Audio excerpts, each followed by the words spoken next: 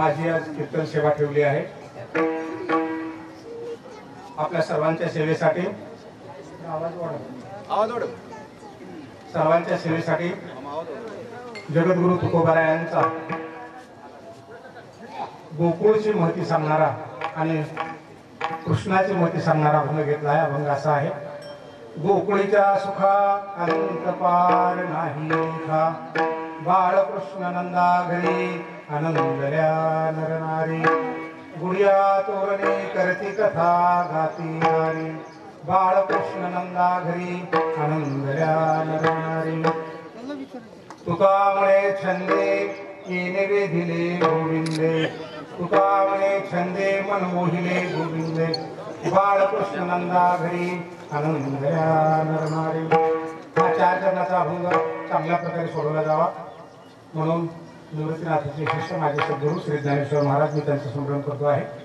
श्री गुरु सारेखा असता पाठीनाखा, इतरांच्या लेखा कोण करी, राजयाची कांता काय भीक मागे, मनाची आजोगे सिद्धी पावे, कल्पतरू तळवटी जो कोणी बैसला, काय वाणी त्याला सांगी रोजी, राजयाची कांता काय भीक मागे, मनाची आजोगे सिद्धी पावे, ज्ञानदेव म्हणे तरलो तरलो आता उद्धरलो कृपे, राजयाची कांता काय भीक मागे, मनाची आजोगे सिद्धी पावे, पांडुरंगा करो प्रथमा, पांडुरंगा करो प्रथमा, पांडुरंगा करो प्रथमा, पांडुरंगा करो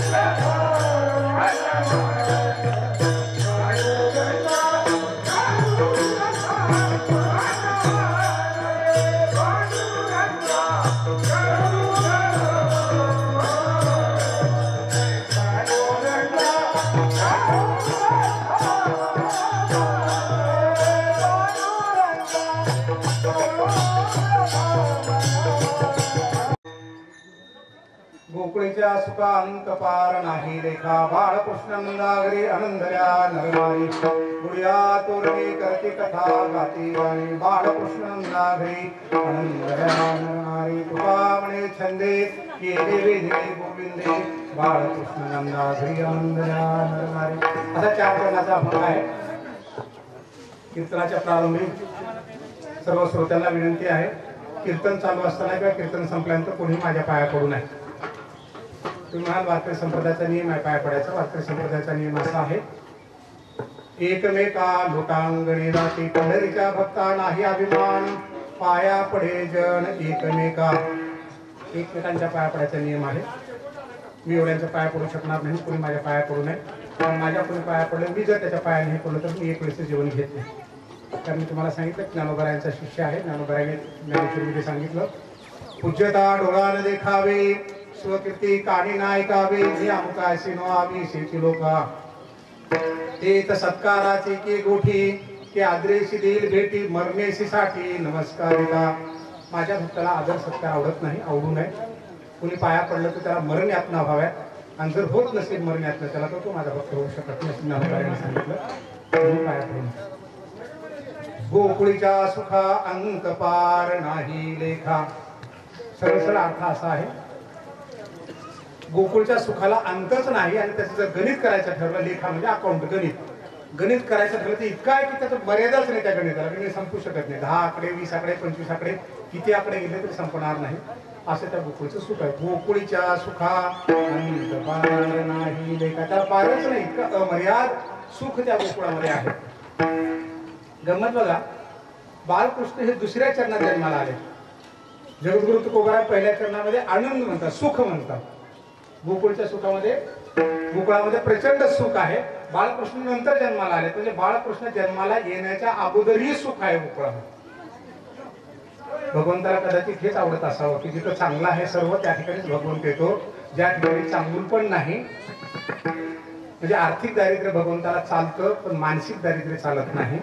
मला एवढं मिळालंच पाहिजे, फलाने दिलंच पाहिजे, ठोके कमी द्या.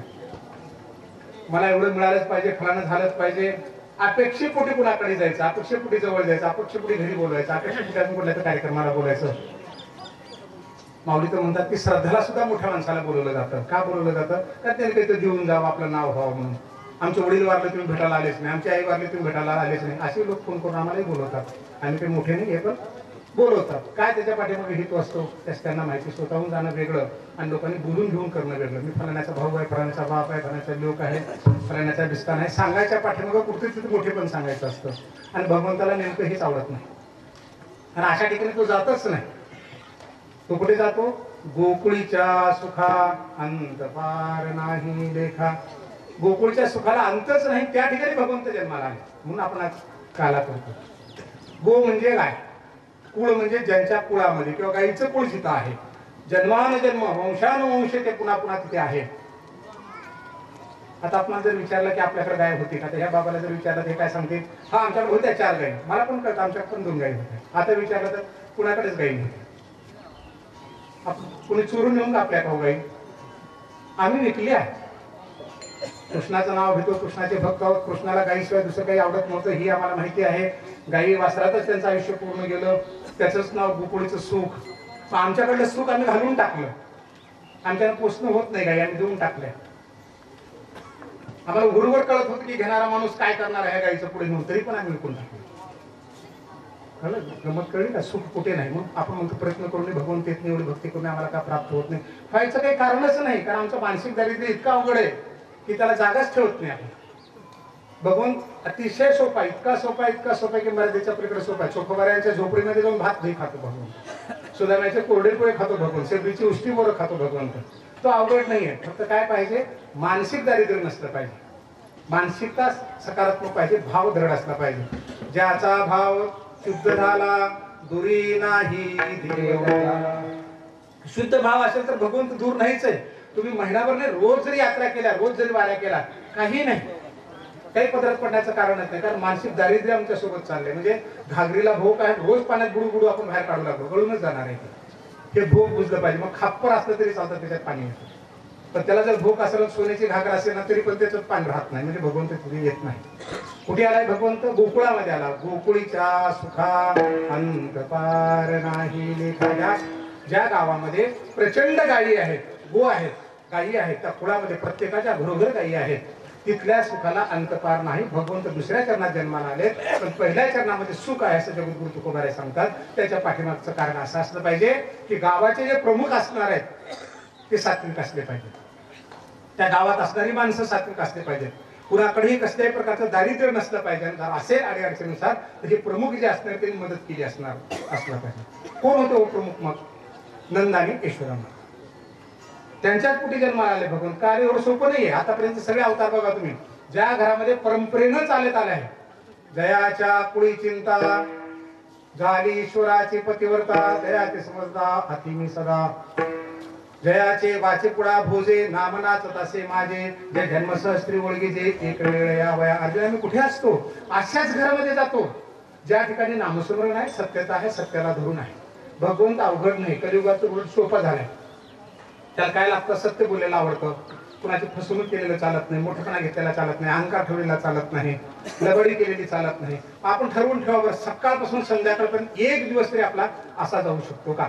फसवायचंच नाही, लबाडच बोलायचं नाही, कुणाची चुगली करायचं नाही, अहंकार घ्यायचा नाही, मोठेपण स्वतःकडे घ्यायचं नाही, मी केलं म्हणायचं नाही. हे सहज ज्याला शक्य आहे ना त्याला भगवंताला शोधावंच लागत नाही. त्याच्या घरात गोकुळ आलं म्हणून सांगतात. गोकुळीच्या सुखा. गोकुळ हे गाव आहे आपलं, हे रोहिणा गाव सुद्धा गोकुळ होऊ शकतं. मी तर म्हणतो फार मोठे आपण गावाकडे जाऊ पण नाही, आपलं घर गोकुळ करू शकतो का? बघा, आपलं घर फक्त नंदराजाने यशोदा मात्याने एक गाव पूर्ण गोकुळ केलं. आपण आपलं घर तरी करू शकतो का? बघा. आणि जर घर करू शकलो ना तर घरात सुद्धा आनंद असणार आहे. गोकुळीच्या सुखा. अजिबात तिथं क्लेश असायचं कारणच नसलं पाहिजे. एक उदाहरण सांगतो मी तुम्हाला. आज कृष्णाच्या लिलावर बोलायला पाहिजे, पण कृष्णाच्या लिला 4-5 हजार वर्षापासून आपण ऐकत आलोय. आपलं आयुष्य त्याच्यामध्ये ऐकत चाललंय. कीर्तन संपलं, काला घेतला की पुन्हा अजून शिवी घालायला आपण तयारच असतो, लबाडी करायला तयारच असतो, भावाचा बांध फोडायला तयारच असतो, चोर लोकांचे आंबे तोडायला तयारच असतो, अजून काहीतरी करायला तयारच असतो. कीर्तनातून बाहेर काहीच घेऊन गेलं नाही. त्या कीर्तनातून कधी घेऊन जाता यावं म्हणून आपण आपलं गोकुळ करून टाकू, आपलं घर गोकुळ करू, आपला संसार गोकुळ करू समजू, किंवा स्वतःचं जीवन गोकुळ समजू. तेवढं करता आलं ते भरपूर आनंद मिळेल. भगवंत कुठे आहे? ज्या ठिकाणी सुख आहे, ज्या ठिकाणी समाधान आहे, ज्या ठिकाणी सत्य आहे त्या ठिकाणी भगवंत आहे. सत्य, समाधान, शांती ज्या ठिकाणी आहे त्या ठिकाणी भगवंताचा सहवास लाभला म्हणून समजायचं. तो आलाच म्हणून समजायचं. तो सुद्धा वाट बघत बसलाय. तुम्ही म्हणाला असं कसं आहे? एवढं मोठं जग आहे, 14 भुवन आहेत, तो कशा वाट बघेल? हो बघतो. त्यांच्या मुखातले शब्द आहेत. ज्ञानेश्वरीतला प्रत्येक शब्द म्हणजे ब्रह्मांड आहे, ब्रह्मांड. हे ज्ञानोबरायांनी स्वतः सांगितलं. ज्ञानोबरायांनी स्वतः सांगितलंय. ऐसे श्रीमुखोने अक्षरे निगती ना जो एक सरे तव अविद्येचे अंधारे जाऊची लागे. ती अक्षरे नव्हती देखा ब्रह्म साम्राज्य दीपिका, अर्जुनाला गीचित कळिका उजळलिया श्रीकृष्णे. गीतेतला श्लोक नव्हे, शब्द नव्हे, एक एक अक्षर ब्रह्म साम्राज्य दीपिका हे ज्ञानोबारांनी सांगितलं. ज्ञानोबाराया चमुक म्हणजे सामान्य चमुक नव्हे. महाविष्णूचा अवतार सखा माझा ज्ञानेश्वर. स्वतः महाविष्णू येते आणि त्यांच्या मुखातले शब्द आहेत. त्यांनी सांगितलं की मी कुठं असणार आहे? ज्या ठिकाणी ह्या सगळ्या सत्याला धरून असणाऱ्या घटना असणाऱ्या त्या ठिकाणी मी असणार आहे. किती मोठे मंदिरं बांधा, तिथं भगवंत असेलच असं नव्हे. छोट्या ती फाटकी झोपडी असू द्या, पण मन जर फाटकं नसेल तिथं आहे म्हणून सांगतात. म्हणजे की आता ह्यासाठी काय व्हायला पाहिजे? बिंदू बिंदूपासून सिंधू तयार व्हायला पाहिजे. थेंबा थेंबाने तळ साचायला पाहिजे. आणि आपल्या थेंबाची सुरुवात कुठून आहे? आपल्या स्वतःपासून. मग आमच्यामध्ये येतं का? आणि येत नसेल तर काय येत नाही? कुठं चुकू लागलो? तुम्ही म्हणा की आम्हाला सगळं कळतं. खरंच कळतं बरं का. मी मारुतीरायांच्या समोर उभा आहे, ज्ञानोबरायांचा भक्त म्हणून सांगतो तुम्हाला सगळ्याला सगळं कळतं. कुठं यायचं बोलायला 300-400 किलोमीटर महाराज बोलायचे. 11,000चं पाकिट द्यायचं, 20,000चं पाकिट द्यायचं, एवढा मोठा महाराज बोलवला म्हणून सांगायचं. ते बिचारा हात सांगून देतो की सगळं आम्हाला माहिती आहे, तरी आम्ही सुधरत नाही. का सुधरत नाही? आपण बघू एक उदाहरण घेऊ आपण. हे माऊली तंबाखू खात नाही बरं का, क्षमा असेल तर उदाहरण घेतो मी. हे माऊली तंबाखू खात आहेत असं कल्पना करा. आम्ही कुणाला सांगायला आले बघा ना, कीर्तन प्रवचन का कुणाला सांगायला येतात बघा ना, ज्याला कळतंय सगळं त्याला सांगायला येतो आम्ही चांगलं राहिलं पाहिजे म्हणून. तंबाखू खात्यात अशी कल्पना करू. कीर्तन संपलं माझं, अशी चोळणं तंबाखू चालू कोपऱ्यात उभे तिकडे. कीर्तन संपलं, मी बाहेर चालू. मला पाहिलं काय म्हणते ते, जयहरी माऊली जयहरी, लय कीर्तन चांगलं झालं, मस्त झालं, वा वा, काय अभून सोडवला हो तुम्ही. हात कुठे हो त्यांचा? पाठीमागे आहे. खूप छान झालं, मस्त झालं. ते जर जेवायला बसले असते तर काय म्हणले असते मला? महाराज घ्या ना 2 घास. मी आत्ता जेवले. नाही घ्या ना 2 घास. आता म्हणा ना महाराज घ्या चिरमुटभर म्हणून. म्हणतील का? नाही. का? कारण त्यांना माहिती आहे की हे महाराजाला खा म्हणण्यासारखं नव्हे. बरोबर आहे. म्हणून तर हात पाठीमागे घातला. जर महाराजाला खा म्हणण्यासारखं नव्हे बाबा, तर तुला खाण्यासारखं आहे का स्वतःला? कळते की नाही सांगा बरं. महाराजाला खाऊ घालण्यासारखं पण मी स्वतः खातो, कळते की नाही सांगा. मग आम्ही सांगायचं तंबाखू खाणं वाईट असतं बरं का? ते म्हणते मला कळतं बरं का. तसंच हे सगळे, असं वागा तसं वागा, सगळं सगळं करतं. तुझं आहे तुझं पाशी परी तू जागा चुकला लय अवघड आहे हो. जगद्गुरु म्हणाले आपल्याला, बुडते हे जन न देखवे डोळा, येतो कळवळा म्हणून. हे जग बुडतं, किती सांगावं, सांगूनही कळत नाही. हाय बांध फोडलाच म्हणून समजा. मी अगदी अनुभवातून तुम्हाला सांगतोय. 25-30 वर्षाच्या नोकरीतल्या कालावधीमध्ये सरकारकडे कोर्टामध्ये जी भांडणं चालू आहेत ना लोकांची, त्यातली 50% जास्त भांडणं ह्या गोकुळात आहेत, घरातली. सख्या भावंडाची भांडणं आहेत. कुणाशी जमते आपलं, आपल्या भावासारखा बेकार माणूसच नाही. अरे वा, आमच्या सासऱ्यासारखा तोंड न बघण्यासारखा माणूसच नाही. वा, म्हणजे जिथं संबंध आला तिथं मात्र 36 झालं, 63 होतच नाही आमचं. असं 36 होऊन जातं सगळं. मग म्हणायचं गोकुळीच्या असुका, चला काला खायला, चला पंक्तीला, चला सत्याला. काय येऊन रिकामं गाडी उलट घेऊन आला, हा प्रभोग पडलेलं. काय टाकणार आहे? आता टाकणारे पण बरेच फाटलेले आहेत ना काही कडले. म्हणजे पैसे घेतल्याशिवाय नाहीच. कीर्तन प्रवचन काय गायनाला सुद्धा पैसे चालतात, मृदंग वाजवायला पैसा आहे, पेटी वाजवायला पैसा आहे, कशाला पण पैसा चालला. मग कसं भगवंत असणार आहे? नाही असणार. तुका म्हणे देती घेती दोघे नरका जाती. घेणं घेणं संपलं, तिथं भगवंत असूच शकत नाही. ज्ञानोबारायने ज्ञानेश्वरीमध्ये सांगितलं 18व्या अध्यायामध्ये, जो मुले तीर्था जाये तया मी यात्रा करीतो आहे, ऐसे श्लाघ्य त्याचा नोहे तो शिवजेवी. पैसे घेऊन जो यात्रेला जातो त्याला यात्रा घडूच शकत नाही. शांती ब्रह्मनाथ महाराज म्हणाले, फार सुंदर आहे. द्रव्याचे न्याभिलाखे असाधू नेनो काय बुके बके, मनोवणी तयाचे नमुखे सर्व न करावे. पैसे घेऊन जो कीर्तन करतो त्याचा ऐकायलाच येऊ नका सांगितलं शांती ब्रह्म. कल्पना करा. मग म्हणतो आम्ही गोकुळ का आमच्या घरात नाही? कशाला पाहिजे हो 4000 वर्षाखालच्या कृष्णाचं गोकुळ? कृष्ण तुझ्या घरात जन्माला येतो ना, तुझं घर गोकुळ कर ना. तू जेव्हा लहान होता तेव्हा तुझ्या मायबापाने तुला कृष्णासारखं वागवलं का नाही? कृष्ण कृष्ण म्हणला का नाही? आज का बिघडला मोठा झाल्याबरोबर? कुठे गेलो तुझ्यातलं कृष्ण म्हण? का पाऊस झाला तू? वा कृष्णाप्रमाणे बघू सगळं चांगलं होतं की नाही? गोकुळीच्या सुखा पार नाही. एक उदाहरण सांगतो. मी जालन्याला असताना सुट्टीचा दिवस होता. 8 वाजता सगळे दरवाजावरची बेल वाजली. मी दार काढलं. एक नवरा बायको आलं. ते दिव्याच्या गाडीमध्ये बसून माझ्याच बरोबरीचे अधिकारी होते ते. मी दार काढला. सुट्टीचा दिवस आले, या म्हणलं बस, आणि परत फिरलो. दोन्ही हात माझे पाठीमागे पाहिले त्याने. आणि काय म्हणाले ती बाय, हो सर तुमच्या हाताला पीठ लागलं. टाकायला जाऊन भांड काय लपवायचं? मी दोन्ही हात पुढे केले. पीठ लागलं नाही म्हणलं, पीठ मळतोय. तिला फार झटका बसला. पीठ मळतात तुम्ही? हो. तिला म्हणलं एवढा मोठा अधिकारी पीठ मळतो? म्हणलं का बरं? मॅडम नाहीत का? म्हणलं आहे ना घरामध्ये. आहे ना, इथं पण बसले कीर्तन. मॅडम आहे ना घरामध्ये. मग तर जास्त झटका बसला. सर मॅडम आजारी आहेत? म्हणून नाही. मग का तुम्ही कसं पीठ मळता? मी म्हणलं दररोज स्वयंपाक ती करते. मला रात्री तिने सहज विचारलं, साहेब उद्या सुट्टी आहे, ऑफिसला वगैरे जायचंय का? म्हणलं नाही जायचं. उद्या तुम्ही पुरी भाजी म्हणता नाही, तुम्ही करा ना सकाळी पुरी भाजी. उद्याचा दिवस तुम्ही करा. म्हणून मी करतो. हे ऐकल्यावर काय म्हणाली ती बाई, नवरा प्लसन ऑफिसर आहे, दिव्याच्या गाडीत बसून आलेत, अंगावर भारी वस्त्र आहेत, दागिने. काय म्हणाली, हे सुख माझ्या नशिबात नाही. हे सुख कशाचं सुख हो? नवऱ्याच्या हाताला पीठ लागण्याचं सुख त्याच्या नशिबात. कळलं? म्हणजे संसारातल्या सुख दुःखामध्ये आपण किती सहभागी होतो आपल्या बायका पोरामध्ये, त्याचं नाव गोकुळ आहे. नुसतं दररोजातून डरक्या फोडायच्या, झालं का नाही सगळं, फळा जेवतच नाही, फळानं मीठ कशाला करता का? तुझे करून बघ ना. चहा तरी करता येतो का बघ ना. ऑर्डर देऊन मुक्त होतोस, दूध तरी करत बघ ना. काही बघायचं नको, झटके द्यायचे दोन. जब मैं था तब हरी नाही, अब हरी है मैं नहीं. कबीरजी म्हणतात, काय म्हणतात, तुझ्यामध्ये जोपर्यंत मीपणा आहे तोपर्यंत भगवंताचा विचारच करू नको. तू तुझ्याजवळ येऊच शकत नाही. आणि तुझ्यातला मी निघून गेला की त्याला शोधावंच लागत नाही, कारण तो तुला शोधत. गोकुळीच्या सुखा अंत पार नाही लेखा. संत महात्म्याचे प्रमाण प्रचंड सुंदर आहे. किंबहुना सर्व सुखी पूर्ण होती लोकी भजी जो आदि पुरुषी अखंडित. ज्ञानोबा काय म्हणतात, किंबहुना सर्व सुखी. गोकुळामध्ये कोण आहेत? सगळं गोकुळ सुखी आहे. ज्ञानोबा काय म्हणतात, सगळे सुखी व्हावं. किंबहुना सर्व सुखी. 18 अध्यायाचं लिखाण केल्यानंतर ज्ञानोबा काय म्हणाले, ते तर म्हणे श्री विश्वेश्वराओ हा होईल दान पसाओ, येणे बरे ज्ञान देवो सुखिया झाला. सगळ्या त्रैलोक्याला ज्ञान वाटायला मिळाल्यानंतर ज्ञानोबा सुखी झाले. कीर्तनामध्ये आल्यानंतर आम्हाला जागी मिळाली की आम्ही सुखी होतो, दुसऱ्याला जागा मिळाली की आपण बघत नाही. उन्हात का बसली जागीमध्ये? कळलं का? दुसऱ्याने मंडप करून ठेवला, ऐकून बसायचं, टेकून ऐकायचंय, झोपायचंय आणि जाता जाता खाऊन जायचंय. पण आपल्यापुरतं सुख आपण बघतो, दुसऱ्याचा विचार करत नाही. आणि ज्ञानोबा काय म्हणाले, किंबहुना सर्व सुखी ते बडे श्री विश्वेश्वराव, ज्ञानदेव सुखी. सगळ्या जगाला वाटायला मिळाल्यानंतर सुखी झालं. आणि ज्या माणसाला असं कळतं की अरे काला थोड्याच उरलाय, 4 लोकांपुरता उरलाय, 10 लोक आलेत, 10 लोकात आपण वाटून घेऊ, तो सुखी झाला म्हणून समजायचं. आपल्या घासातला घास ज्याला देता येतो. मी तर म्हणूनच तुम्हाला हिंमत करून म्हणालो, गावाचा विचार करू नका, फक्त कुटुंबाचा करा, एका घराचा विचार करा.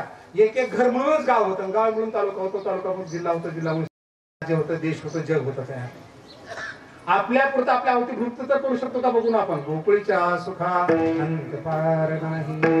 ज्ञानोबारायनं सर्वांनी काबड डोक्यावर घेतलं. कुणी आई म्हटलं, बाई म्हटलं, माऊली म्हटलं, काय वाटतं ते शब्द माऊलीबद्दल सुंदर सुंदर शब्द सगळ्यांनी. जगद्गुरु असोत, शांती ब्रह्मनाथ महाराज असोत, नरहरी महाराज असोत, सेना महाराज असोत, जनाई मुख सगळ्यांनी कौतुक का केलं? का? कारण त्यांच्यापेक्षा सुखाशिवाय दुसरं काहीच पिकत नाही. ते सुखाचं गोकुळ आहे सध्यातलं आळंदी हे. सुखाचं गोकुळ आहे ते, काहीच पिकत नाही. एखाद्या शेतामध्ये जर समजा ज्वारी आहे, हुरडा आहे भरपूर, आणि माझ्यासारखा तिथून जर म्हणू लागला की मका मिळतील का खायला, तर शेतकरी हसल, अरे बाबा ज्वारीचं वावर आहे ना, मका कशाला मागतो? ज्ञानोबारायाकडे जाऊन काय मागायला पाहिजे? सुख मागायला पाहिजे. सुख. सर्व सुखाची लहरी ज्ञानाबाई अलंकापुरी. सर्व सुखाची लहरी, गोकुळीच्या सुखा. गोकुळचं सुख तिथे आहे. काय आहे? लहान नाही, मोठा नाही, सगळी सगळी सगळी सारखी. आणि या सगळ्या सारखेपणाला घेऊन जायचंय. माझ्या कीर्तनातून जर आपल्याला काही घेऊन जाता आलं नाही तर मला त्याचा अजिबात खेद वाटणार नाही. पण 100% विनंती करेन की काहीतरी टाकून तरी जाता आलं पाहिजे. जर सुखी व्हायचं असेल काय काय टाकून जायला पाहिजे? काम, क्रोध, ईर्ष्या, द्वेष, मत्सर, अहंकार संपलं, पुरे झालं. बाकी काही सोबत न्यायची गरज नाही. डोक्यावरचं ओझं दिसतं, त्याला कोणी हात लावू शकतो, उतरवू शकतो, पण डोक्यातलं मनावरचं ओझं दिसतही नाही, त्याला कोणी हाती लावत नाही. त्याचं नाव आहे ताण. आणि ताण हा परिस्थितीमुळे कमी येतो, मनस्थितीमुळे जास्त येतो. असं होईल का, तसं होईल का, फलाना झालं का, त्याला एवढं मोठे गाडी लागली, त्याला 4 चाकाची गाडी आहे, माझ्याकडे 2 चाकाची. तुझं मन फाटत चाललं आहे. त्याच्यात सुख मागा. प्रयत्न करूनही जर बदल होत नसेल तर आहे त्याच्यात सुख मागलं पाहिजे. हे जगद्गुरु म्हणतात. ठेविले अनंते तसेची राहावे, चित्ती असो द्यावे समाधान. समाधान म्हणजे सुख. प्रयत्न करूनही जर बदल होत नसेल तर त्याला स्वीकारलं पाहिजे. स्वीकारलं की सुख आलं म्हणून समजा. अवघ्या कोरोनामध्ये 1000 कोटीची माणसं मिली हो. काहीच नेले सोबत, जिथल्या तिथं टाकून गेले, जिथल्या तिथं. आम्ही साक्षीदार आहोत त्याला. काही लोकांना तर मातीला सुद्धा येत आलं नाही. किती भाग्यशाली होतं, आम्ही सांगा बरं. बर्वे झाले आजीवरी, नाही पडलो मृत्यूच्या आहारी, वाचून आलो इथवरी, उरले ते हरी हा समर्पण. किती भाग्यशाली होते आम्ही, वाचून आलो इथपर्यंत. गेलो नाही ना आम्ही. तुम्हाला कसं वेळ थोडेच मारतात. एखाद्याचं वय 20 वर्ष असेल इथं बसलेल्यापैकी, कुणाचं 25 असेल, कुणाचं 50 असेल, 60 असेल, 70 असेल. फक्त कल्पना करा, तुमच्या वयाचे, तुमच्या बरोबरीचे किंवा तुमच्यापेक्षा लहान असणारे कितीतरी लोक तुमच्या ओळखीतले नाही. काय का खोटे?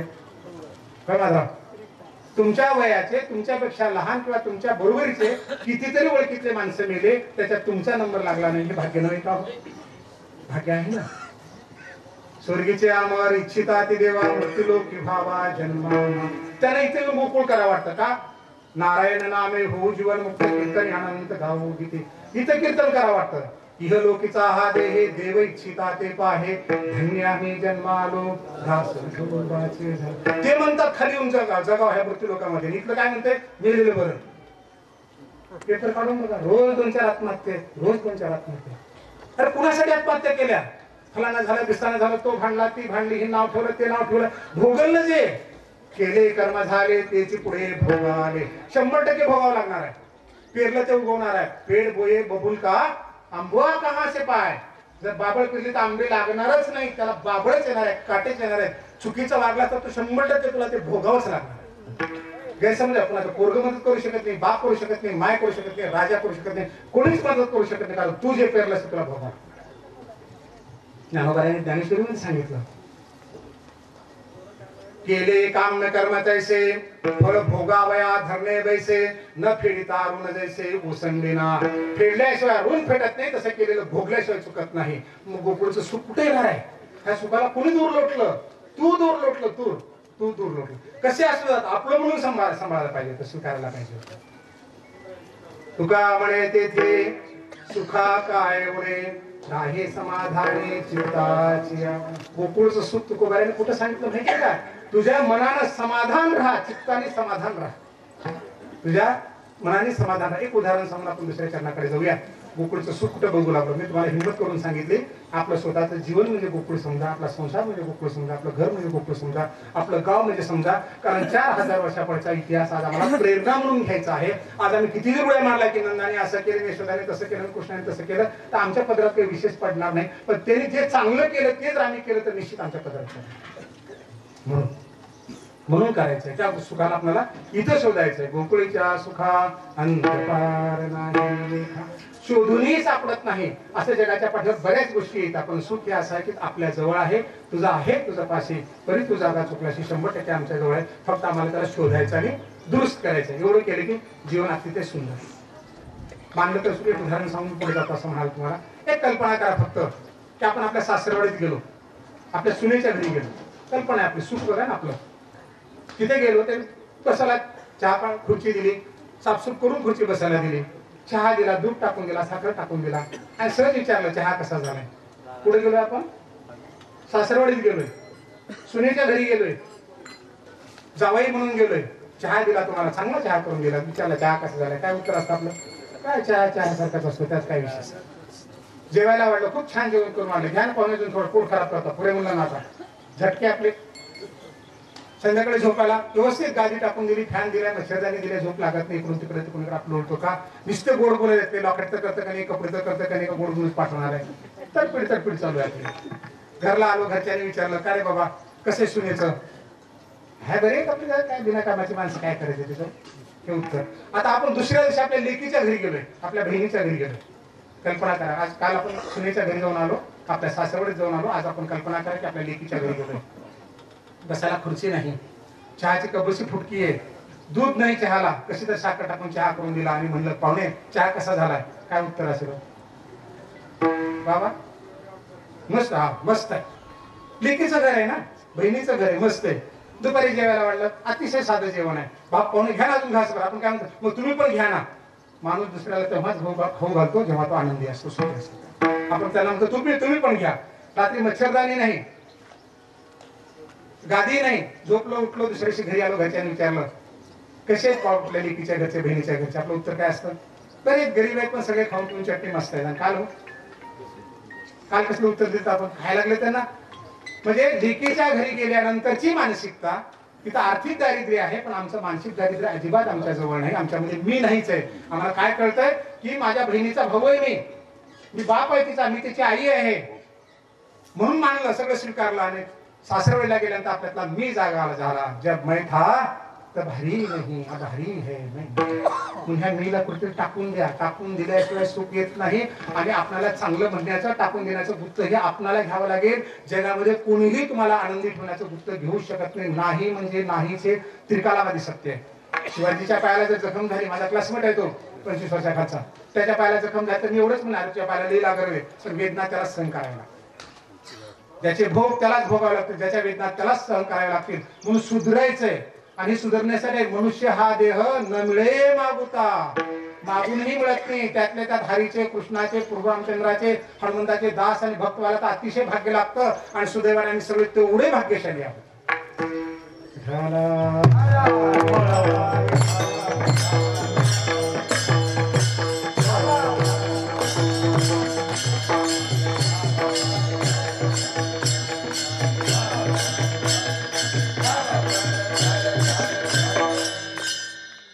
गोकुळीच्या सुखा अंत पार नाही लेखा. आणि हीच वस्तुस्थिती आहे की आपलं सुद्धा जर आपण विचार केला तर खूप सुख आहे. मुंबई पुण्याला जर सहज गेलात ना तर 50-100 नदी इमारती असतात. पहाटे 3 वाजता सुद्धा बरेच लोक लाईट लावून घात फिरत दिसतात आपल्याला. असे कमरेवर हात ठेवून का पाठीमागे हात ठेवून. झोपच येत नाही, इंजेक्शन गोळ्या घेऊन झोप येत नाही. त्याच मुंबई पुण्याला रेल्वे नेताना जर रेल्वे थांबली ना आपली तर रेल्वे पटरी लागून झोपडे असतात. जर असं काही कारणास्तव रेल्वे थांबली सिग्नलसाठी वगैरे तर बघा तुम्ही कान देऊन त्या झोपडीतून घुरले लावायचे. त्या झोपडीत झोप लागते, त्या बंगल्यात त्याला झोप लागत नाही. ते कशावर अवलंबून आहे? आमच्या मानसिकतेवर अवलंबून आहे. पहिल्या चरणामध्ये कृष्ण परमात्मा जन्माला आलेले नाहीत तरीही गोकुळामध्ये सुख आहे. कारण नंद राजांनी, यशोदा मातांनी सगळ्या गावाला आपल्यासोबत ठेवलंय, सगळ्या सुख दुःखाला आपल्यासोबत घेतलंय. आता दुसऱ्या चरणामध्ये गोकुळीच्या सुखा, दुसरं चरण,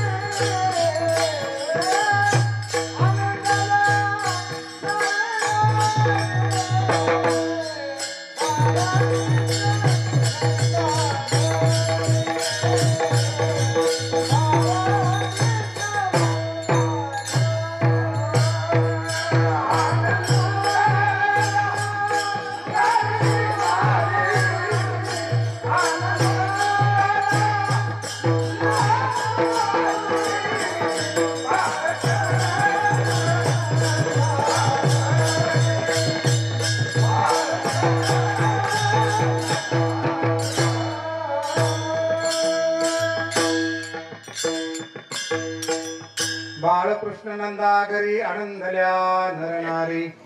कृष्ण परमात्मा नंदाच्या घरामध्ये जन्माला आले म्हणून सगळ्या गोकुळातल्या नर नारींना, सगळ्यांना, मी पुन्हा पुन्हा जोर देऊन सांगतो या शब्दाला, सगळ्या गावाला आनंद झाला, सगळ्या गोकुळाला आनंद झाला. आपण थोडीशी हिंमत करून काय म्हणालो, आपलं घर गोकुळ आहे, आपलं गाव गोकुळ आहे. जर खरंच शेजारच्या घरात लेकरू जन्माला आता आपल्याला आनंद होतो का? आणि होत असेल तर आपण गोकुळात आहोत. सख्या भावाला जर लेकरू झालं अनेक वर्षानंतर तर खरंच आनंद होतो का आपल्याला? बघा, जर झाला तर आपण आहोत. आता मी ह्या प्रश्नाचं उत्तर तुम्हाला सांगत नाही, तुमचं तुम्हाला उत्तर माहिती आहे. खूप अवघड आहे सगळं, काही सोबत नाही, हे 100% माहिती आहे. सेना महाराजांनी सांगून ठेवले आपल्याला, नागवेची येई नागवेची जाई सुखे उत्तराई झालो पाणी. रिकाम्या जन्माला येणार आहोत, रिकाम्या हाताने रिकाम्या हाताने जाणार आहोत, एवढं माहित असतं तर नुसती ओढावड जमा करणं, खोटं बोलणं, देवाच्या शब्दा खाणं, पैसे दाबून ठेवून लपून माझ्यावर काहीच नाही म्हणलं, भगवंत म्हणतो जा तथास्तु. कारण देव फक्त तथास्तुच म्हणतो बरं का, बोलत नाही देव. तुम्ही म्हणले की बाबा देव आपलं काही खरं नाही, तथास्तु. आपण जैसे व्हावे देवे तैसे करावे.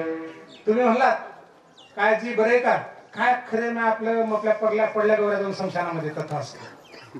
पडल्या नसेल कशाला म्हणायचं चुकीचं? आपण आपल्यावर प्रेम करावं. ज्या माणसाला स्वतःवर प्रेम करता येतं त्याला जगावर प्रेम करण्यासाठी शिकवावं लागत नाही.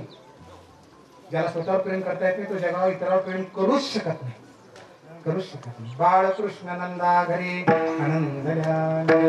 कृष्ण परमात्मा नंदाच्या घरामध्ये जन्माला आले. मी तुम्हाला सांगितलं का जन्माला आले, कारण प्रचंड पुण्यही आहे, रात्रंदिवस भगवंताचं नाव आहे. लहान मोठा गरीब श्रीमंत आपका परका काहीच नाही. गायीची सेवा, त्यांच्या लेकरांची सेवा, गायीच्या लेकरांची सेवा, सगळ्याला सोबत घेऊन चालणं, हे सगळं वैभव बघून कृष्ण परमात्मा त्यांच्या घरामध्ये जन्माला आले. प्रभू रामचंद्र कुणाच्या घरात जन्माला आले? तप केलं होते 3 मातांनी, प्रचंड तप केलं. दशरथ राजाने प्रचंड तप केलं, प्रामाणिकपणे राज्य चालवत होते, म्हणून प्रभू रामचंद्र तिथे जन्माला आले. ज्ञानोबा कुठे जन्माला आले? अफाट तप होतो, 1,00,000 प्रदक्षिणात पिंपळाला पती परत यावं. काय तपस्या असेल त्या मातेची, तिथंच ज्ञानेश्वर महाराज जन्माला आले. भगवंत त्या ठिकाणी जन्माला येतो ज्या ठिकाणी खऱ्या अर्थानं सुखात्मक बाबी असतात.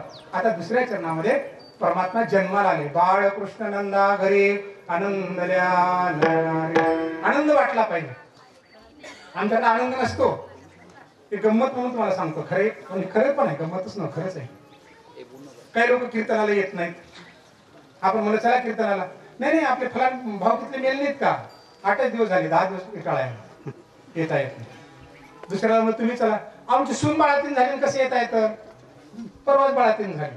म्हणजे लेकरू जन्माला आलं की विटाळ, आणि माणूस मेला की विटाळ. बाळकृष्ण नंदा घरी, तिथं जन्मल्यावर आनंदोत्सव सुरू झाला. आम्ही काय म्हणतो आमच्यात विटाळ झाली, असं करता येत नाही. बरोबर. मी वडिलांच्या डाव्या दशक्रियेसाठी मी पैठणला गेलो होतो. कोरोनामध्ये मंदिरं बंद होती. ठीक आहे, मी दुरून दर्शन घेतो म्हटलं. कोणत्या त्यांना सांगितलं की यांचे दशक्रिया विधीला आलेले आहेत.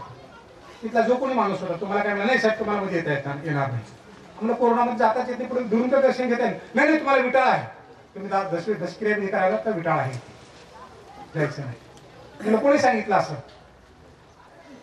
मी बऱ्याच गोष्टी मान्य करत नाही. ज्ञानोबाऱ्यांनी सांगावं, तुकोबाऱ्यांनी सांगावं, मी मान्य करतो. का कोणाचं मान्य करायचं कारण नाही, कारण प्रमाणच नाही त्याला. तुम्ही आम्ही त्याच्यात रचून ठेवलं, लिहून ठेवलं, चालू आपण त्याच्या पुढे मारत. तुला कोणी सांगितलं विटाळ आहे मला म्हणून? जन्माला की विटाळ, मेला की विटाळ, कशात दिलंय? त्यामुळे येता येत नाही, इथला नियम आहे. मी मला जर नाथ महाराजांनी सांगितलं तर विटाळ नाही म्हणून, मग तर माझी काहीच हरकत नाही. मला तुम्हाला नाथ महाराजांनी जर सांगितलं की विटाळ नाही तुला म्हणलं तर परत मी प्रमाण देतो नाथ महाराजांचं. काय? विटाळे जन्मला, विटाळे मेला, मध्येच कैसा शुद्ध झाला. जन्मला की विटाळ, मेला की विटाळ, मग मधून कुठे शुद्ध झालास तू? आता 10 दिवस विटाळ होता जन्मल्यानंतर, आता मरेपर्यंत तुला विटाळ नाही.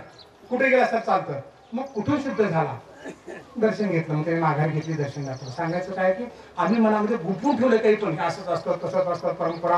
आम्ही म्हणले की बाबा 7 ते 9 कीर्तन करा, संध्याकाळी 9च्या नंतर जेवायला द्या, पंगत द्या सगळ्याला. सगळे लोक येतात. त्याने संभाजीनगरला आमचा हाच नियम आहे. 44 गावात आम्ही हाच नियम केलाय. प्रचंड गर्दी होते, जेवणासाठी नाही, बायकांना त्या 7 दिवस स्वयंपाकातून सुट्टी मिळते. आनंद आहे मिळेल आमचा तो. लक्षात आलं का? 7 ते 9 मी आमच्या दिवसभर पंक्ती चालतात. दिवसभर तुमचे लोक टोपल्यावर खाऊन जातील निघून. त्या ते कीर्तनाला किती येतात. आणि कीर्तनाला आले 10 वाजता कीर्तन सुटल्यानंतर माझ्या नावावर तुमच्या नावावर 4 लोक येतात. ती बिचारे कुठे जाऊन आहेत सांगा? तो वाढायला तर कुणी असतं का शिल्लक सांगा? नसतं. आम्ही म्हणतो परंपरा आमची आहे. ठीक आहे, परंपरा तुमची आहे ना. तुमचे बाप काय घालत होते, माझ्या बाप काय घालतात, धोतर आणि फेटा घालत होते पूर्वी. मग तू का घालत नाही? फेटायला होतं, परंपरा चालू ना घरामध्ये. नाही आता कसं पॅन्ट घालावं लागतं शर्ट. म्हणजे तुला जे इच्छेप्रमाणे परंपरा बदलतो आणि तिथं काहीतरी चांगलं घडणार आहे म्हणलं की कुठचं बोर्ड दाखवून त्याच्यात मोकळं व्हायचं नाही केलं पाहिजे. बाळकृष्ण नंदाघरी आनंद वाटला पाहिजे आपल्या वर्तनाचा. कारण एके काळातले आम्ही सगळे बाळकृष्णच आहोत. कृष्णलीला बघा टीव्हीवर ते जे कृष्णाचा रोल केलाय ना पात्र, ती मुलगी आहे. म्हणजे मुलगी सुद्धा कृष्ण आहे. एका वयापर्यंत आपण मुला मुलीमध्ये काहीच भेद करत नाही आणि त्यांना आपण काय म्हणतो, कृष्ण कृष्णच म्हणून उड्या मारतो. बरोबर आहे. संतांनी तर आयुष्यभर बदल केला, भेद मानला नाही. आणि आता तसं भेद मानायचं कारण आहे, मानू पण आहे. कन्या कुळपुत्र होती जे सात्विक तयाचा हरेक भाग्य देवा. कन्या शब्द अगोदर आलाय पण मान्यच करायचं, सगळे आपण समान आहोत, त्यात शंकेचं कारण नाही. मुद्दा काय सांगायचा आहे की लहान मुलीला सुद्धा आपण कृष्ण करतो. म्हणजे एका विशिष्ट काळामध्ये तुम्हा आम्हाला आमच्या मायबापांनी सुद्धा त्यांच्या मायबापांनी त्यांना सगळ्यांना कृष्णच म्हणलंय. मग हा लहानपणीचा कृष्ण जन्माला आलेला सगळ्याला आनंद न देता आता चुकीचं का वागू लागला? आणि म्हणतो आम्ही सगळे चांगले वागतो. नाही वागत, सगळे चांगले वागल्यानंतर असं चुकीचं घडूच शकत नाही. आपला हा गैरसमज आहे. जे तुरुंगात आहेत ना जेलमध्ये, ते चुका केलेत, वाईट वागलेत वगैरे वगैरे आपण म्हणतो ना, अहो त्यांच्यापेक्षा सुद्धा वाईट आणि चुका केलेली इथे बसलेले असणार आहेत एक दोन तरी. फक्त ह्यांचं उघडकीला आलं नाही, त्यांचं उघडकीला आलं म्हणून तिथे, तर ह्यांचं झाकले म्हणून इथे. मग कुणाला चांगलं म्हणायला चालू आपण? आठवण करून बघा ना की आयुष्यामध्ये काय काय केलं आपण, सकाळपासून संध्याकाळपर्यंत काय काय चुकलोय, कुठं कुठं नको ते उकलोय, ते बघा ना आठवण करून. मग कळेल आपल्याला की आमच्या वाट्याला का आलं. बाळकृष्ण नंदा घरी आनंदल्या नर नारी. लग्नाला बोलवतात लोक आनंदाने, बेशक फोनवर सांगतात कोणत्या दिवशी, त्या दिवशी ना नेमकं आमच्या भाच्याचं लग्न आहे. ह्याला भाच्याच नसतो, बहीणच नसते, भाच्या तर लई लांबला विषय. पण बेशक म्हणते नाही नाही तशी भाच्याचं लग्न, घरातलं लग्न जावं लागतं मामा म्हणून मला टाळायचं असतं त्या लग्नाला जावं. आनंदल्या नर नारी. आनंद आहे का हो आता? आम्ही परभणीला राहत होतो, आमच्या शेजारी एक माणूस होता. माहित नाही कुठल्या रागात आला की तो कोणत्या तरी वेगळ्या पद्धतीने बोलायचा. अहंकार बघा ना आपल्यातला की मी काय करू शकतो, सगळंच माझ्यामध्ये आहे, अशा पद्धतीची माणसं असतात. चिडून तो काय म्हणायचं, साहेब तुम्हाला साक्षी ठेवून सांगतो बरं का, मी मेल्या घरात दोन पोरापैकी एका सुद्धा माती लावून देणार. कुणाला? फेर मेल्यावर. आणि त्याला बाळकृष्ण म्हणून लहानाचं मोठं केलं असेल नव्हतं लेकरांना, केलं असेल की सांगा बरं. काकत घेतला असेल, पाठीवर घेतला असेल, खेळला असेल, आणि तो काय त्या बाळकृष्णाबद्दल आता असं बोलते, काय म्हणते, मी मेल्यावर ह्यांना माती लावून देणार नाही साहेब, तुम्ही साक्षीदार राहा. म्हणजे मुळे ह्यांना अडवणार आहे तिथे. किती चुकीचं करतो. म्हणजे आम्ही किती फरक पाडून टाकला. इतका फरक पडला की आम्हाला सुख दुःख लांबलं तर सोडून द्या, घरातलं सुद्धा कळेना झालं. बाळकृष्ण नंदा आनंदल्या नर नारी. त्या घरामध्ये नंदाच्या यशोदेच्या घरात बाळकृष्ण जन्माला आल्यानंतर सगळ्या गावाला आनंद झाला. आणि आम्हाला जर तसाच आनंद होत असेल, फलान चांगलं झालं, बिस्तानं झालं, ह्या गावात फलान लेकरू कलेक्टर झालं, SP झालं, तहसीलदार झालं, जर आम्हाला आनंद होत असेल की माझ्या गावचं आहे, निश्चितच आपण भाग्यशाली. एखाद्याला 90% मार्क पडले आणि आपल्याला जर 88% पडले तर आपण लगेच म्हणतो कॉपी केला असेल, लगा लावला असेल, माझ्या लेकराला 2% कमी पडले. नाही, तुझ्या घरात बाळकृष्ण येऊच शकत नाही, तुझ्या घरात आनंद येऊच शकत नाही. म्हण ना ते 90% महाराष्ट्राच्या टॉपरला आपल्या गावचा आहे बरं का, अहो माझा शेजारी आहे, बाळकृष्ण आला म्हणून समजा. स्पर्धा आपण आपल्याशी करायची, दुसऱ्याशी नाहीच. दुसऱ्याशी स्पर्धा केली की ईर्ष्या निर्माण होते आणि स्वतःशी केली की उन्नती होत असते. म्हणून स्वतःशी स्पर्धा करावी. प्रत्येक जण बाळकृष्ण आहे. परभणीचं उदाहरण तुम्हाला मी सांगत होतो. दुसरे एक उदाहरण आहे. काय रविवारी सुट्टीच्या दिवशी 8-8:30 वाजता आमच्याकडं नवरा बायको 2 लेकरांशी आले आणि सहज आलो म्हणाले. ते चहा पाणी झालं, पोहे दिले तरी जायचं नाव घेणं. मग शेवटी मी त्याला विचारलं कसं काय? नाही साहेब गप्पा मारायला कुणाला गप्पा, दोघे नवरा बायको तसेच. पण त्या लेकराला विचारलं काय रे बाबा अचानक कसं काय? ते म्हणे आमचे बाजूचे बाबा मेले ना, शेजारी बाबा, आमच्या आईला ते प्रेतच बघवत नाही म्हणून आम्ही आलो. कळलं? बाळकृष्ण नंदा जन्माला द्यावा असं नव्हे, मेल्यानंतर सुद्धा दुःख झालं पाहिजे, जन्माल्यानंतर आनंद झाला पाहिजे. त्याचं नाव बाळकृष्ण होणं, आनंद व्यक्त करणं. जर शेजारी वारला तर तुमचं काम आहे का दुःखामध्ये सहभागी होण्याचं? पण तुम्ही जर घर सोडून निघून येत असाल आणि तुमच्या घरात उद्या मेलं तर दुसरे काय यावं तुमच्याकडे? बघा ना गणित, पेरलं ते होणार आहे. एका हाताने करावं, दुसऱ्या हाताने भरावं, हा निसर्गाचा नियम आहे. काहीही ठेवून घेत नाही. सगळे जर उलट द्यायला बसलेले, निसर्ग सुद्धा ठेवून घेत नाही.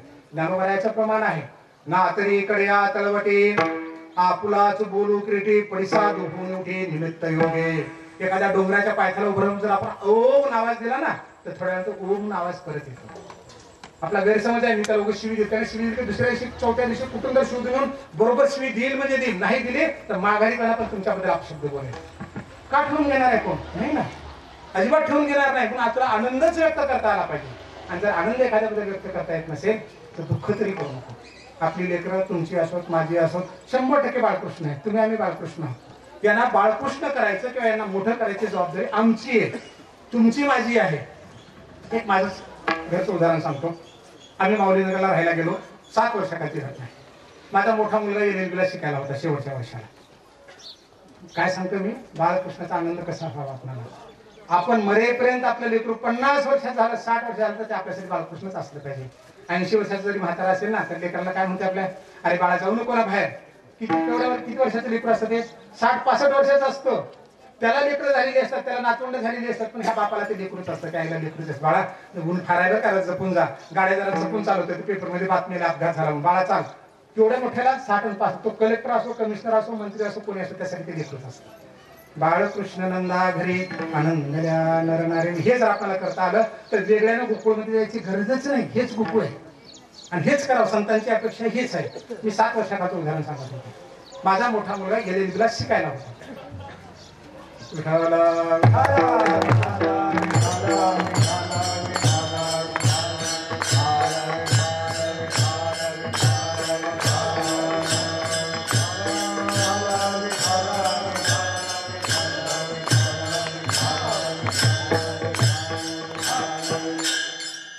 कीर्तनात महाराजांचं तर ऐकायला शिका, तिथंच घासारी पण कोणी सरकारला पुढे. बाळकृष्ण नंदा घरी आनंदल्या नरनारी. काय झालं, इथंच घरी तर चुकतं बरं का, आपण कुणाचंच ऐकत नाही. स्वतःच तरी ऐकायला शिका. मला कळलं होतं, माझ्या मनात आलं पण कसं काय होऊन गेले की असं. मला वाटलंच होतं असं, पण कसं काय होऊन गेले. कारण ऐकलं नाही स्वतःचं, मग दुसऱ्याचं ऐकत नाही तर स्वतःचं पण ऐकलं नाही. लय आवड आहे. असो 7 वर्षाची घटना मी तुम्हाला सांगतो. ऑफिसला निघालो, दुसऱ्या गल्लीतले लोक आले. ते काय म्हणे, साहेब आमच्याकडे हनुमान जयंतीचा कार्यक्रम आहे, पट्टी द्या. मी म्हणलं बाबा तुमची गल्ली वेगळी आहे, माझ्या गल्लीमध्ये आमच्या मी वेगळं करतो. नाही द्यावं लागेल म्हणे. मला ठीक आहे 500 रुपये देतो म्हटलं. खिशात हात घातला, पैसेच नव्हते. मला ऑफिसून आल्यानंतर घेऊन जा, मला तर उशीर झाला. मी निघून गेलो, कुणाचं पाठवा. संध्याकाळी परत आलो, पुन्हा 4-5 जण. मग हिला म्हणलं मी, अगं 500 रुपये दे बरं, पट्टी द्यायची आपल्याला. तर ते पटकन काय म्हणत लोक, नाही साहेब 1100 रुपये. म्हणलं का बरं 1100 रुपये? वकील साहेबांनी सांगितलंय. तुम्ही गेल्यानंतर वकील साहेब भेटले. वकील साहेब म्हणजे 1100 रुपये पट्टी घेऊन जा आमच्याकडून बाबा. म्हणजे वकील साहेब कोण? वकील साहेब तुमचा मुलगा अजय. अरे म्हणलं तू LLB शिकायलाय ना, वकील कुठे झाला? आता प्रामाणिकपणे सांगा, माझ्या ठिकाणी तुमच्यापैकी कोणी जरी असतं तर उत्तर काय दिलं असतं? पोरगं शिकायला, वकील नाही, रुपया कमवत नाही. आपण काय म्हणलं असतो? 500ला आपण तयार करतो त्या लोकांना, त्यांना 1100 म्हणून गेला. आपण काय म्हणलं असतं? 1100 देतो मला, दे मात्र कुठून द्यायचे ते. तोंडवर कोण निघालाय बोलायला. त्याला काय कळतं? खिशातून पैसे घेऊन जातो पेट्रोल टाकायला गाडीला, कॉलेजला शिकायला रोज 50 रुपये घेऊन जातो आणि 1100 देतो, दे मला कुठून द्यायचे ते. असंच म्हणलं असतं? नाही, मी असं नाही म्हटलं. मी काय म्हटलं, अगं ऐकलीस का? 1100 रुपये द्यायचे. ते 1100 का बरं? 500 ठरले ना. अगं आपल्या वकील साहेबांनी सांगितले. तुम्ही वकील साहेब कोण? अगं आपला अजय. 1100 आणून दे. दिले 1100. मला सांगा, माझ्या लेकराला मी मोठं करणार नाही तर कोण मोठं करणार आहे? माझ्या लेकराचे शब्द मी पाळणार नाही तर कोण पाळणार आहे? लोकांसमोर अपमान करून जमणार आहे का त्याला? नाही जमणार ना, कारण तो माझा बाळकृष्ण आहे ना. बाळकृष्ण नंदा घरी आनंद म्हणून लेकरांचे शब्द पाळायला शिका. अपमान करणं, खोटं बोलणं, शब्द खाणं, शाप देणं अजिबात नका करू. नका, अजिबात नका करू, करूच नका. कारण जगाच्या पाठीवर काहीही दुरुस्त करून आणता येतं, काही बदलून आणता येतं. मोबाईल खराब झाला, बाजारात जाऊन दुरुस्त करून आणता येतो, बदलून आणता येतो. टीव्ही नवीन आणता येतो. पण पुढची लेकर जर खराब झाली तर बाजारात जाऊन बदलून आणता येतच नाही.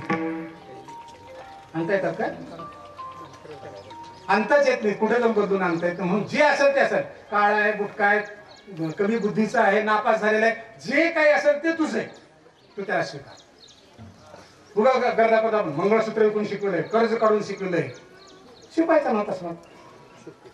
पुन्हा आपण म्हणतो एवढं करून शिकवलंय, तुझा नापास झाला, तुला नोकर नाही लागली तर बघ मग माझ्या इतकं वाईट नाही.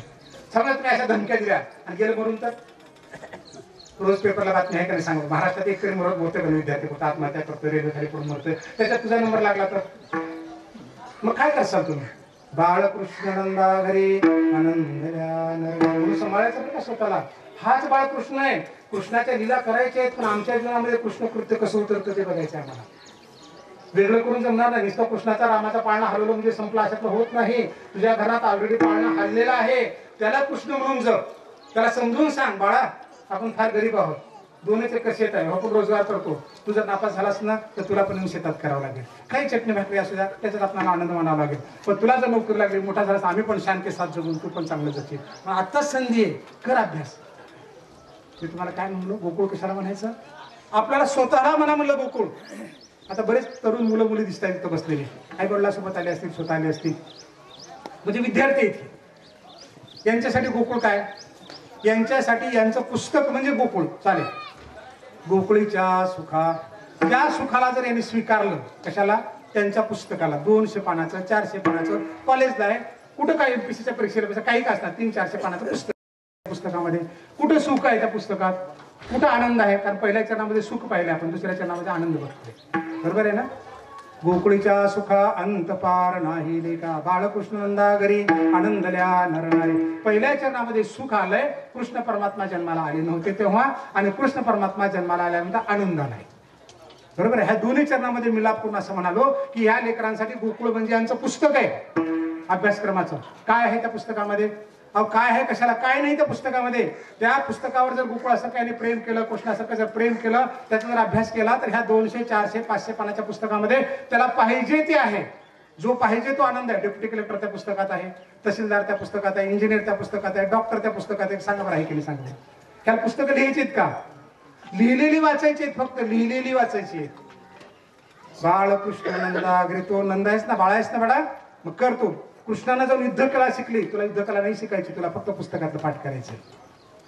तुला लोकांना आनंद द्यायचा नाही, माझ्या पुरता आनंद कर, तुझ्या पुरता, तुझ्या मायबापा पुरता कर, आपोआप लोकांना जाईल. एरंडीला पाणी वेगळ्याने द्यावं लागत नाही, उसाला पाणी दिलं की एरंडीला आपोआप जातं. तुझ्या घरात आनंद आला की कळत नकळत आजूबाजूला आनंद आपोआप जातो. वाचा ना ते पुस्तक. पान असं ठेवतं, मोबाईल काढतात, खेळतं, याला बोल त्याला बोल, जेवलास का खाल्लास का, उपाशी घे बोलून घरला. म्हातारी कोतारी सुद्धा माणसं म्हणतात आजकाल, हो साहेब 280 रुपये दिले ना, कितीही बोला. वा, कितीही बोला. 280 रुपये कुठून आले हो? आणि बोलायची ताकद तुझ्यामध्ये आहे. कोरोनामध्ये 10 कोटीची माणसं मेली. एखादा जर म्हणला असता, डॉक्टरला चिठ्ठीवर लिहून दाखवला असता, डॉक्टर साहेब 10 कोटी घ्या आणि मला 10 मिनिटं बोलण्याची ताकद द्या, देऊ शकला असता एखादा डॉक्टर? आपुलिया बळे नाही मी बोलत, सखा कृपावंत वाचा त्याची. अहो त्याची वाची आहे. आता दीजो अवधान, तुम्ही बोलविल्या मी बोलेन, जैसे चेष्टे सूत्राधीन दारू यंत्र.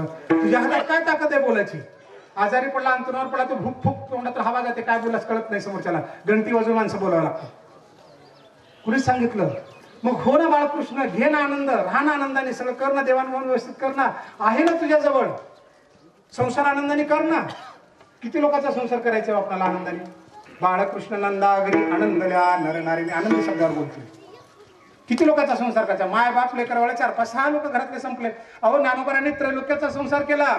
अवघाची संसार सुखाचा करीन, आनंदे भरीन तिही लोक.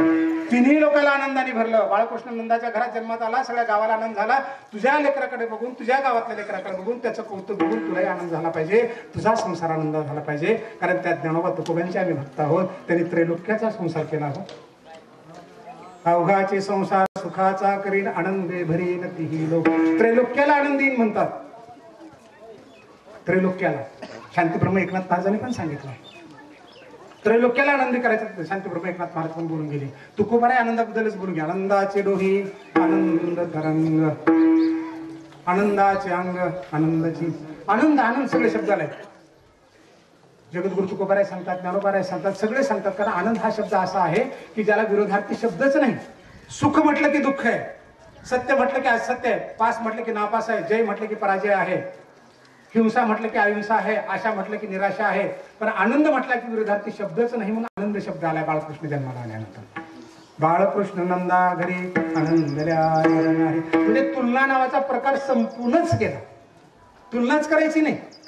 आपल्याकडे 2 चाकाची गाडी असेल, आपण आनंदात असून शेजाऱ्याने जर समजा 4 चाकाची गाडी घेतली की त्याची 4 चाकाची गाडी घेतल्यावर आपल्या 2 चाकाच्या गाडीतला आनंद निघून जातो.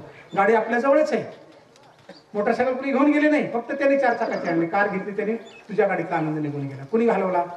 तू घालवला स्वतःहून. त्या पोराला नोकरी लागली, शेजारच्या पोराला, तुझं नापास झालं, गेला आनंद तुझ्या जीवनातला. असू दे ना, पोरग जगलंय ना, चांगलं जगू लागलंय ना, बाबा म्हणते, माय म्हणते, जवळ बसते, येते, खाते पिते, बाबा खाल्ला का विचारते, आई जोडीस का म्हणते, पुढे झालं ना. अहो ज्याला लेकरू बाळच नाही त्याच्याकडे जाऊन बघा ना. बाळकृष्ण नंदा घरी आनंदल्या नराना नारीला आनंद, जगाला आनंद होईल का नाही मला सांगता येत नाही. आपण त्याची अपेक्षाही करू नये, पण 100% आपल्याला आपल्या पुरता तरी आनंद मानता आला पाहिजे. कुणी जर विचारलं मस्त काय बाबा कशात, मस्त आहे, छान आहे असं म्हणता आलं पाहिजे. म्हटलं काय खरं नाही असं म्हणलात ना दुसऱ्या वेळेस ते 100% तुम्हाला बोलतच नाही. तोय बोलणारा माणूस, विचारणारा खिशातून मोबाईल काढतो, तुम्हाला बघून आलो आलो म्हणतो, हॅलो म्हणतो, त्याला फोन पण आलेला नसतो, फक्त तुम्हाला त्याला टाळायचं असतं. पण मस्त आहे, चांगला आहे म्हणायचा. आपण जैसे भावे देवे तैसेची करावी, हा निसर्गाचा नियम आहे, भगवंताचा नियम आहे. म्हणून काय करायचं आपल्याला, बाळकृष्ण नंदा घरी आनंदल्या नर नारी. कुणाचंही चांगलं झालं तर आपण त्याच्यामध्ये आनंद मानायचा, दुःख मानून घेण्याचं कारणच नाही. आणि जर कारण जर दुःखाचं झालं तर मनुष्य देह व्यर्थ गेला असं समजायला हरकत नाही. विठ्ठलाला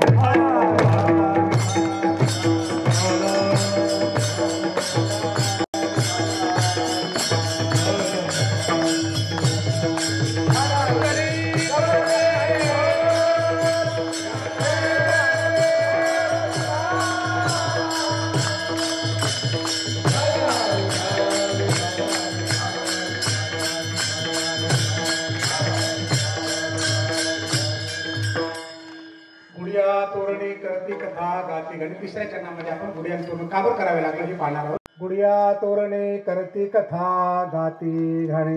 यशोदा आणि नंदराजाच्या घरामध्ये बाळकृष्ण जन्माला आले. सगळ्या नरनारीला आनंद झाला.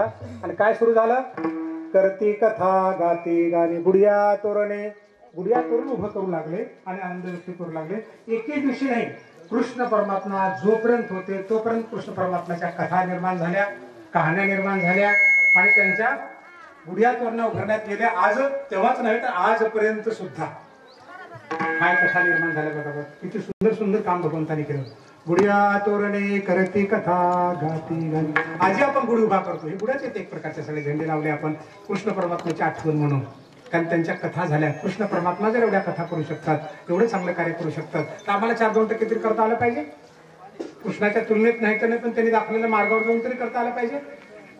काय कथा झाल्या हो, कृष्ण परमात्मा जन्माला आले. तर थोडंसं आपल्या समोर घेऊ आपण. कारण मी तुम्हाला सांगितलं की आयुष्यात एकदा का व्हायला आपल्या मायबापाने आपल्याला रामाप्रमाणे कृष्णाप्रमाणे सजवलं असणार आहे. बरोबर आहे. शाळेत नाटकात पाठवत असताना बालवाडीत तिथं तरी सजवून पाठवलं असणार आहे, आठवलंच असेल. किंवा कधी तर माझा कृष्ण माझा राम म्हणलंच असणार आहे. मग आमच्यामध्ये येतो का बघू बरं, कृष्णाच्या कथा कशा निर्माण झाल्या. कृष्ण परमात्मा जन्माला आले लहानपणापासून. ठीक आहे, खोडकर होते, चोऱ्या केल्या, पण नुकसान कोणाचं केलं दिसतं का आपल्याला. आनंद दिला, आनंद दिला. आपलं लेकरू पण घरात नुकसान करतं, पण आपल्याला त्या नुकसान दिसत नाही, आनंदच दिसतो. काल मी जालन्याला गेलो होतो, एका वकील साहेबाकडे, मित्र आहेत माझे, ते माऊलीचे फार चांगले भक्त आहेत. त्यांच्या त्या छोट्या मुलीने काय केलं, देवघरातले सगळे देव आणले, एका टोपल्यात भरले आणि तिथे असं ते पाखडल्यासारखं खेळत होते. ते बघून हसत होते. तर देवघर उचलल्यानंतर राग यायला पाहिजे का नाही. ते काय म्हणले, मी मुला वकील साहेब ते देव उचलून ते स्वतःच देव आहे ना म्हणे, ती देवासोबत खेळू लागली. बाळकृष्ण नंदा घरी आपण आनंद मानतो की नाही सांगा बरं. आपल्या लेकरा आपण जर समजा एखादं तेल सांडलं, तूप सांडलं, लगेच मारतो का आपण त्याला, नाही मारत. जाऊ दे लक्ष्मी येणार आता घरात, तूप सांडलं म्हणजे महागाच्या नुकसान झालं की आपण त्याला प्रतिकार उत्तर देताना काय म्हणतो, लक्ष्मी येणार आहे घरात. असं झालं की बरं असतं बरं का, तूप सांडाव तेल सांडाव घरामध्ये, कारण रागवायचं नसतं म्हणतो. म्हणजे आपण थोडक्यामध्ये आपल्या लेकराच्या खोड्या चुका पदरात घेतो. त्याप्रमाणे कृष्ण परमात्म्याच्या खोड्या आणि चुका जर सोडल्या तर बाकी सगळ्या कथाच कथा आहे. गुडिया तोरणे, गुढी उभा करायचे, तोरण बांधायचंय आणि कृष्णाच्या कथा सांगायच्या. त्या काळात रोज सांगण्यात आल्या. आजही आपण सांगतो. 7 दिवसातला एक दिवस पूर्णतः कृष्ण परमात्म्याला देतो, तो म्हणजे काला. आणि महत्व कसे बघा बरं का काल्याचं. मुरमुरे आपल्या घराने असतात. मला बालाजीचा फोन आला, मामा तुम्ही जर लवकर आले तर सुशीला करू घरी. सुशीला कशाचा असतो, मुरमुऱ्याचा. काय असतं त्याच्यामध्ये, शेंगदाणे, फुटाणे, बरोबर आहे, डाळवं आणि ते भिजवलेलं. काल्यामध्ये काय असतं, फक्त फोडणी दिलेली नसते, शेंगदाणे मीठ मिरची तेच असतं का नाही सांग. आता ह्यांच्या घरात खायला गेलो असतो, एवढा सांडला असता खाली, त्याने उचलून घेतला असता का, झाडून लोटला असता. आणि तोच प्रसाद काला इथे जर खाली सांडला कण, तर आपण झाडून लोटून लावतो का, अरे काला पडला पटकन उचलून घेतो. फरक कळला का तुम्हाला. म्हणजे घरात मुठभर सांडणं आणि ते एक कण पडला तरी प्रसाद म्हणून उचलतो, तो आहे काला. आणि तो कृष्ण परमात्म्याला दिला. किती महत्व आहे बघा ना, विचार करून. हे सांगतो मी तुम्हाला. गुडिया तोरण, इथंच गुढी बांधली आपण कृष्ण परमात्म्याची. लहान आले, आईला घरात खोडसाळपणा करू लागले. कोणीतरी बाहेर बोलायला, यशोदा माता बाहेर गेली, त्या उकळाचा गाडग्यापाशी गेले, गाडगं फोडलं, दही सांडलं आणि उकळापाशी जाऊन खेळू लागले. माता रागावली, त्या उकळाला बांधलं. पण कथाच आहे ना ती. तिथून 2 झाडं पडले, उकळाला ओढत गेले. नल कुबेर आणि मणिग्रीव हे 2 नावाचे देवदूत त्याच्यातून निर्माण झाले, त्यांचा उद्धार झाला. ही कथा आहे. काय केलं भगवंतांनी इथे? काय कथा करण्यासारखं होतं की खोडकरपणातून सुद्धा आपल्या आईला आनंद दिला. लोणी खाल्लं, माती खाल्ली आणि तोंड बंद केलं. आई म्हणते, कृष्णा माती खाल्ली, तू तोंड उघड. तो ते नाही खाल्ली, नाही खाल्ली. लेकरू खोटं बोललं तरी, लबाड बोललं तरी माझ्या बापाला आनंद वाटतो. बालक बोबडा बोले का वाकुडा वेचू का पावली, ते चोज करून माऊली रिजे जेवी ज्ञानोबा म्हणतात. लबाड बोललं, बोबडं बोललं तरी त्यांना आवडतं आई वडिलाला. अहो त्यांनाच कशाला, ज्या कृष्णाची कथा चाले ना त्या कृष्ण परमात्म्याला अर्जुनाला वाकडा तिकडे बोललं तरी आवडायचं. अर्जुना आम्हा ही वाडे कोडे अखंड बोलो आवडे, तरी काय तिजन जोडे पुसेले असे. अर्जुना मलाही अशी माणसं आवडतात, माझी भक्त आवडतात, पण काय करू, मला असं मिळतच नाही ना. आधी मनोथा असे फळ तू जोडला असे केवळ, जे तोंड भरून निखळ आला असे कुसळ. अरे अर्जुना माझं भाग्य थोर आहे की तुझ्यासारखा भक्त मला मिळाला. आम्हाला तसा भक्त होता आलं पाहिजे. कृष्णाला गोविंदीच भांडावं, गोपालीच भांडावं असं नव्हे, आम्ही पण भांडू शकलो पाहिजे, आपल्याला पण करता आलं पाहिजे. आयुष्याच्या या साधने सच्चिदानंद पदवी, आम्हाला पदवी घेता येते. आपला रंगोली आली, काय करणार होता आम्ही भगवंताला? आम्ही जाऊन कृष्णाला गुलाल लावू ना, रंग लावू ना, नाही लावत. हे माणसं शोधून रंग लावतो बाहेरून, दारू पिणं, धिंगाणा घालणं, रंग लावणं, कपडे फाडणं. अरे त्या कृष्णाला लावणार रंग, जाऊन रंग तिथून आलाय, घरातल्या कृष्णाला नाही लावणार आपण. बुडिया तोरणे करती कथा करणं, आनंद तिथे आहे ना, गेलं पाहिजे ना आपण. उकळ पाडायचं निमित्त झालं, माती खायचं निमित्त झालं. आई म्हणते माती खाला तोंड उघड. काय दाखवलं आईला? कथा झाली ना त्यांची. काय कथा झाली? ज्ञानेश्वर महाराज ज्ञानेश्वर मध्ये सांगतात, मागा बाळपणे श्रीपती जय एक वेळ खादली होती माती, ते कोकून या हाती यशोदा धरिला. मग भेने भेने जैसे मुखी झाडा द्यावयाची निवसे, 14 भुवने सावकाशे दाविली तिला. माती खाल्ली, आईनं रागावून धरलं, वर तोंड, माती खाल्ली. मग भेने भेने जैसे भिल्यासारखं करत करत मुखी झाडा द्यावयाचे निमिषे, मी खाल्लो नाही माती दाखवण्यासाठी. 14 भुवने सावकाशे दाविली ती. काय दाखवली? 14 भुवन दाखवली आईला. 14 भुवन, मी 14 भुवनाचा राजा आहे, तुझं लेकरू आहे. पण लक्षात आलं का? म्हणून गुढी तोडणं भरणे गेली. पण यशोदाला म्हटलं कळलं न कळलं नंतरचा विषय, पण भगवंताने जे करायचं ते करून दाखवलं. 14 भुवन.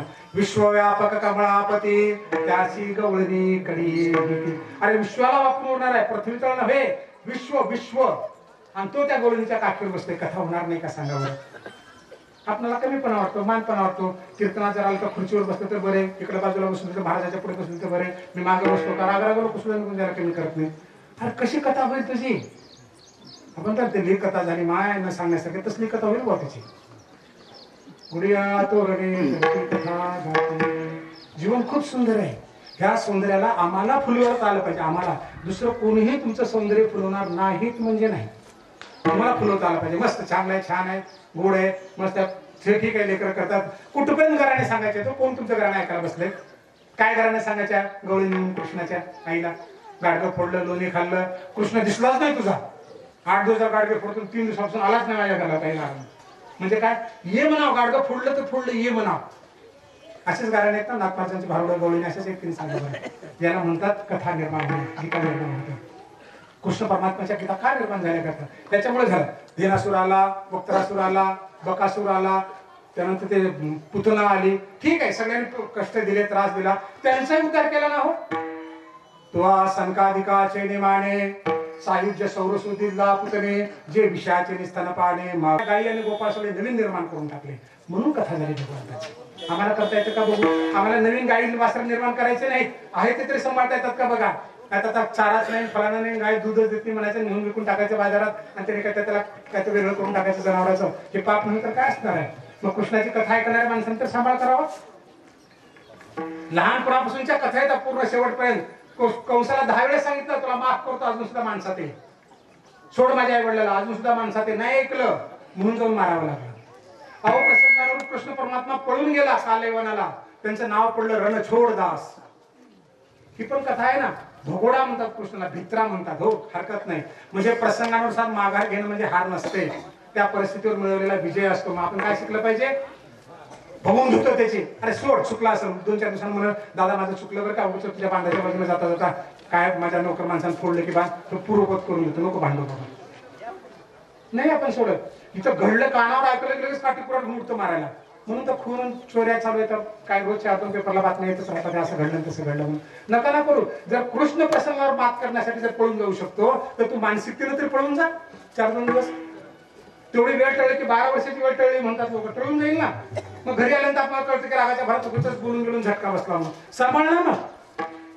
घे माघार. माघार घेणं म्हणजे हार नसते, त्या परिस्थितीवर मिळवलेला तो विजय असतो. तेवढ्या वेळेपर्यंत निश्चित आपण त्याला टाळता आलं पाहिजे. हे कृष्ण पण शिकायचे आपल्याला. द्रौपदीचं वस्त्र आणायला का बरं, कुठून वस्त्र आलं होतं? आठवण करून बघा ना. कृष्णाची लीला काय का, कथा काय आहे का? राजसूयज्ञाच्या सभेमध्ये कृष्णाला प्रमुख केलं होतं. गुडिया तोरणे करती कथा घाती गण, ही आपण कथा पाहतो कृष्णाची. लहानपणापासूनच्या कथा बघत बघत फार देह ठेवेपर्यंतच्या कथा आहेत कृष्णाच्या. म्हणून गुढी तोरण उभारली जाते. काय केलं राजसूयज्ञामध्ये? शिशुपालाच्या आईला शब्द दिला होता की 100 चुका होते पण माफ करेल. 100 चुका झाल्या, सुदर्शन चक्र सोडलं, शिशुपाल मेला. स्वतःच सुदर्शन चक्र स्वतःला लागू शकतं का सांगा बरं? लागलं का कृष्णाच्या बोटाला? लागलं तर रक्त निघालं. द्रौपदी तिथे बसली होती. द्रौपदी राजाची मुलगी होती. राजाची कथा काय झाली कृष्णाची? राजाची मुलगी आहे. जर आम्ही द्रौपदीच्या ठिकाणी असतो तर काय केलं असतं? आम्ही लगेच आवाज दिला असता, हे वैद्याला बोला, फलाना बाबा पटकन हात धरा, फलाना करा, बिस्तारा करा, औषध लावा, फलाना करा, काय चंदन लावा, कस्तुरी लावा, काय काय बोललो असं आपण, किती गर्दा केला असता. कारण राजाचा मुलगा हो ना आपण, राजाची मुलगी आहोत ना. द्रौपदीनं असं केलं का? नाही केलं. कथा कुणाची होती बघा ना. कुणाची गुढी तोरण उभारली जाते? आम्हाला कोणी विचारीच ना झाली. काय विचारण्यासारखं तुझ्याकडं? काय विचारण्यासारखं? काय केलंस म्हणून लोकांनी विचारावं? कशासाठी विचारावं म्हणतो सांगतोस तू? द्रौपदीच्या ठिकाणी आम्ही असतो तर ओरडाआरडा केला असता आणि कृष्णाच्या बोटाला औषध लावा वगैरे म्हणलं असतं, वैद्याला बोला, डॉक्टरला बोला म्हणलं असतं. द्रौपदीनं असं नाही केलं. हजारो किमतीचं वस्त्र अंगावर होतं, टरकन फाडलं, असं टरकन फाडलं होतं आणि पटकन जाऊन बोटाला बांधला. हसला कृष्ण, म्हणाले सखे जेव्हा तुझ्यावर वेळ येईल ना तेव्हा 1000 पटीने देईन, 1000 पटीने. म्हणून कृष्णाची कथा झाली. द्रौपदी शिवस्त्री अनंता देत होता अशी भाग्यवंता, आम्हाला की कृपावंता कुठून आणली गोविंदा. कुठून आणली गोविंदा एवढी 1000 पट वस्त्र? कारण द्रौपदीने दिलं होतं, बोटभर दिलं होतं. आम्ही देतच नाही कुणाला, देतच नाही. पट्टी मागायला घरला यावं लागतं. इथलं मला काही माहिती बरं का, पण बऱ्याच ठिकाणी पट्टी मागायला यावं लागतं सप्त्याची घरला. कमरेवर हात ठेवून देते. त्याने किती दिले? 500. मी पण 1 तारखेला देईन 500. तिकडे बघतं आज 26 तारीख आहे, 1 तारखेला 500 देणार असेल. तुझ्या घरात कोणाचा अपघात झाला तर 50,000 आणतील का नाही रात्रीतून? आणि पट्टी द्यायला पुन्हा आमच्या घरला 4 जावं लागतं. अहो त्याचं वैशिष्ट्य भगवंताचं घेतल्याशिवाय देतच नाही. हे आता काय सांगावे किरीटी, तुवाच देखील या फुली दिटी, मी सुदामियाच्या सोडी गाठी पोह्या लागी. अरे अर्जुना तू बघितलास ना, सुदाम्याचं प्रेम बघून त्याच्या गाठी सोडल्या. 50 गाठी होत्या अंगावर, फाटकं वस्त्र होतं आणि त्या फाटक्या वस्त्रामध्ये पोहे बांधून नेले होते आणि त्याची गाठ सोडली. सुदाम्याचं वस्त्र फाटकं होतं पण मन फाटकं नव्हतं. आमचं मन फाटकं असतं, वस्त्र चांगलं असतं, घेत नाही तो. म्हणून कथा झाली ती. द्रौपदीला वस्त्र काय दिलं? तिच्याकडून घेतलं. सुदाम्याकडून पोहे खाल्ले आणि मग सुदाम नगरी दिली. 18 विश्व दारिद्र्य होतं. जोपर्यंत पोहे खाल्ले नाहीत तोपर्यंत सुदाम्याला कवडीचं काही दिलं नाही. बरोबर आहे का नाही? खाल्ल्यावर दिलं. म्हणून नामदेव महाराज म्हणतात, घेसी तेव्हा देशी ऐसा अससी उदार, काय देवा तुझे कृपणाचे धनुदार. अरे घेतल्याशिवाय देत नाहीस, असा कसा विचित्र आहेस तू? म्हणून द्यायला शिका. काय द्यायला शिकायचं आपल्याला? पाहुण्याच्या घरला गेलो, काय माहिती नका जाऊ, हे गोड बाहेर फिरता फिरता आलो, सगळं माहित असतं त्यांच्या घरला जायचं, चहा पाणी घ्यायचं, नाश्ता घ्यायचा. काही घेऊन जा, तुम्ही केळी घेऊन जा, शेतातलं फळ घेऊन जा, मुठभर गहू घेऊन जा, काही पण घेऊन जाणार. काय माहिती त्यांच्यावर कोण मंदिरावर आल्यास पारामध्ये काहीतरी घेऊन जा, तुळशीचं पान घेऊन जा. पत्रम पुष्पम फलम फलम तोयम यो मे भक्त्या. पान दे, फूल दे, वाळ दे, ओळ दे, दे ना. मग निश्चिम भाव उल्हासे माझा अर्पावयाचे निविसे, फळ हे कावडे तैसे भलतयाचे हो. भक्तो माझ्याकडे दावी, मी दोन्ही हात ओढवी, देठून फिरता सेवी आदरेसी. अरे कृष्ण म्हणतात अर्जुनाला, अर्जुना मला माझ्या भक्तांना पान द्यावं, फूल द्यावं, काही द्यावं, त्याला फक्त 1 हात पुढे करावा. हात केला की मी दोन्ही हाताने घेतो. हे कृष्णाचे वाक्य आहे. म्हणून कृष्णाची लीला आहे, म्हणून कृष्णाच्या कथा, म्हणून कृष्णाची गुडिया तोरणी आहे. अर्जुन युद्धाला उभा राहिला का? कृष्णाची गीता निर्माण झाली का? कथा निर्माण झाली, 1000 वर्षापासून का टिकून आहे ही कथा. बुडिया तोरणी करती कथा गाती गाणी, हे गाणं म्हणतो, गीत म्हणतो आपण गीतेला, कथा म्हणतो, महाभारत म्हणतो. का टिकून आहे 4000 वर्षापासून? का घडलं कृष्णाच्या बाबतीमध्ये हे? अर्जुन युद्ध करत नव्हता. कृष्णाच्या ठिकाणी जर तुम्ही आम्ही असतो तर काय केलं असतं कल्पना करा बरं. तो म्हणला की मी लढणार नाही. आपण काय म्हणलं असतो त्याला?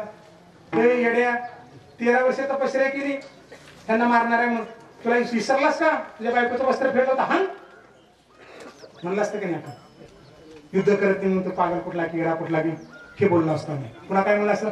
अरे नागच्या घरात जाळायचा प्रयत्न केला तुला, हा तुम्हाला सगळ्याला मारणार होते, मार, सोडू नको यांना. सुईवर बसले एवढं सुईच्या टोक्यात करायची जागा देत नाही म्हणतो, हा किती पेटवलं असतं. ज्यांना ज्यांना गीता कळते त्यांना माझे हात जोडून नाका आठवण करा. त्या 700 श्लोकामध्ये एक तरी शब्द कृष्णाचा असा आहे का? हो जोशी माऊली, गुरुमाऊली आहे, एक तरी शब्द असा आहे का तुझ्या बायकोचं वस्त्र पेळलं, तुला राज्यावरून बाहेर काढलं, तुमचा अपमान केला, लाक्ष घरात जाळलं, हा न्याला, एक तरी आहे? एक सुद्धा शब्द नाही. हे सगळं सांगितल्यानंतर शेवटच्या श्लोकानंतर ज्ञानोबराय कृष्णाच्या वतीने बोलताना सांगतात, जयाचे अंग प्रकाशे पाताळीचा प्रमाण दिसे, त्या सूर्याई जैसे अंजन सुदले, तैसे सर्वज्ञेही मिया सर्वही निर्धारुण्या, निके होय ते धनंजया सांगितले तुते. आता तू येयावरी निके हे निर्धारी, निर्धारुनी करी आवडे तैसे. काय बोललं कृष्ण अर्जुनाला? अर्जुना, सूर्याला पाताळातलं सुद्धा दिसतं, त्या सूर्याच्या डोळ्यात जर अंजन घातलं तर काय काय दिसेल बघ. जेवढं शोधून शोधून मी तुला ज्ञान दिले 700 श्लोकामध्ये युद्ध करण्यासाठी. आता तुला ह्याच्यातून तुला योग्य वाटत ते घे, तुला पटलं युद्ध करावं तर कर, नको वाटलं तर न कर. कळलं? आम्ही अर्जुनाला पेटवलं असतं, कृष्णाने पेटवलं नाही, जागवलं. जागवलं, पेटलं की जळतं. हे तुला उलट बोला माघार घेतो, हांडरा जाऊन धरून दे थोडी धरून त्याच्यात, हे आमचे शब्द. अहो 50% भांडणं लावून दिल्यामुळे घडतात. हो, जर एखाद्या भांडणाला कोणी साक्षीदारच नसेल ना तर भांडतच नाहीत लोक. शेजारी शेजारचं भांडण जोर जोरात चालू द्या आणि मग 4 जण नुसतं बघायला जर उभे राहिलो ना नाही भांडण पेटतं. पण बघायला कोणीच नसेल ना आपोआप माघार घेतात, थोडक्यात मार घेतात, ते गुपचूप निघून जातात, कारण कोणी साक्षीदारच नाही ना त्याला. आम्ही पेटवायला उभे राहतो, आम्ही काय करायचं? आम्ही बघितलं धरून, आम्हाला काय करायचं त्याच्यावर? अरे तू बघितलंच म्हणजे पेटू लागलास. नको पेटू. जागवता आला, बंद करता आला, थांबवता आला तर थांबवता आला तर थांबव आणि त्या बाजूला. लक्षात आलं का? कृष्णाने अर्जुनाला पेटवलं नाही, जागवलं आणि सांगितलं आता तुला योग्य वाटेल ते कर, युद्ध करू वाटलं कर, नाही तर न कर, तू ठरव. अहो आमच्या पुढच्या लेकराला सुद्धा नीट करत नाही आम्ही. एवढं काढून दिलंय, मंगळसूत्र गेलं, शेत तुकलंय, कर्ज काढलंय, तू हू तर नको बघा अधिकार, मग माझ्या इतकं वाईट आहे का बघ. अरे नका ना पेटू, कुणालाच पेटू नका. गुडिया तोरणे करती कथा गाती गाणी, ह्या कथा होणार आहेत निर्माण. आमची कथा नाही झाली तरी काय हरकत नाही, पण आपल्याला असं म्हणता आलं पाहिजे भगवंताला की खरोखरच आम्हाला आनंदाने जाता आलं पाहिजे. आणि कथा ज्या ठिकाणी होतात त्या ठिकाणी तर किमान मन लावून ऐकता आलं पाहिजे. जसं की आता हे कीर्तन प्रवचन आहे, अतिशय मन लावून पण ऐकता आलं पाहिजे. तरी अवधान ऐकले दिजे, मग सर्व सुखाचे पात्र होईजे, हे प्रत्युत्तर माझे उघडाय का. फक्त लक्ष द्या म्हणतात. आपण म्हणतो कीर्तनात बसतात लोक, असे घडी बघतात. आता दोघं तिघांचे फोन आले पाठीमागं, पण इकडे कोणाकडे फोन करत नाही. पण तेवढंच खरे मान बापू बोलले लोक. काय म्हणले असेल? कीर्तन चालू आहे नंतर बोलतो. हो, एखाद्या देशाचा राष्ट्रपती गेला तरी देश चालतो. 2 तास फोन नाही उचलला काही बिघडत नाही, चालतं, घर सगळं चालतं, काही फरक पडत नाही. पण तेवढं तर मान खाली करून बोलणार म्हणजे बोलणार. त्याला मी जर बोललो नाही तर काय तिकडून विचित्र होऊन काय होणार आहे? आणि तू घरलाच नाही गेलास तू तर काय करणार आहे? आपले ठरवून ठेवलंय आपण कशाची कथा होणार आहे, कशाची गीता होणार आहे, काहीच होणार नाही आमच्या बाबतीमध्ये. पण आम्हाला सुधारलं पाहिजे, कारण मनुष्य जीवन मागूनही मिळत नाही. इतकं सुंदर जीवन आम्हाला मिळालंय ना की याच्या इतकं सुंदर जीवन असूच शकत नाही. आणि इथं जर कथा गीता जर होऊ लागले, आम्ही जर ऐकू लागलो तर त्यांनी सांगितलंय, भगवंतांनी सांगितलं की मला याच्या इतका प्रिय असणारच नाही कोणी. तेने श्यामा मैत्र इथं काय से विचित्र, जे तयाचे चरित्र ऐकते जे, तेही प्राणा प्रवते आवडते हे निरुते, जे भक्त चरित्राते प्रशंसिते. मला माझे भक्त तर आवडतातच आवडतात, पण माझ्या भक्तावर बोलणारे मला जास्त प्रिय असतात असं कृष्णाने सांगितलं. म्हणून सगळा वारकरी संप्रदाय, सगळे भक्त मंडळी कृष्णाला आजही जिभेवर हृदयात घेऊन नाचतात. त्याचं कारण हे आहे. आणि म्हणून मुकुळातल्या लोकांना किंवा कृष्ण भक्तांना कृष्णाचा छंद लागला.